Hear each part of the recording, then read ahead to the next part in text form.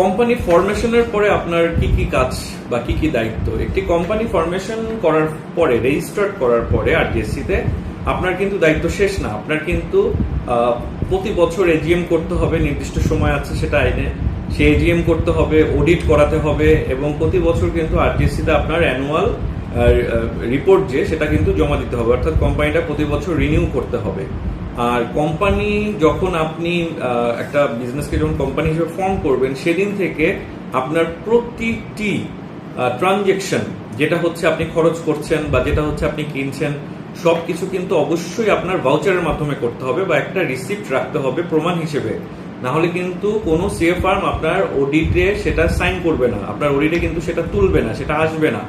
তো কোম্পানি ফরমেশনের পরে কিন্তু বেশ কিছু দায়িত্ব আপনাকে অবশ্যই মেনে চলতে হবে, এবং এক্ষেত্রে সবচেয়ে গুরুত্বপূর্ণ হচ্ছে ডকুমেন্টস, যেহেতু অডিটের জন্য লাগে, এবং এই অডিট প্রতি বছর করতে হয়। এই অডিটের প্রেক্ষিতে আবার এজিএম করতে হয়, আর জিএসসিতে কোম্পানি অ্যানুয়াল রিপোর্ট করতে হয়। তো এগুলো যদি আপনি না করেন তখন কিন্তু আবার আপনাকে, আপনি যদি এজিএম ফেল করেন এগুলো না করে, তখন কিন্তু আবার হাইকোর্ট থেকে আপনাকে পারমিশন নিতে হবে এজিএম করার। আপনি যদি এজিএম ফেল করেন, হাইকোর্টের পারমিশন ছাড়া কিন্তু আপনি এজিএম পরবর্তীটা আর করতে পারবেন না।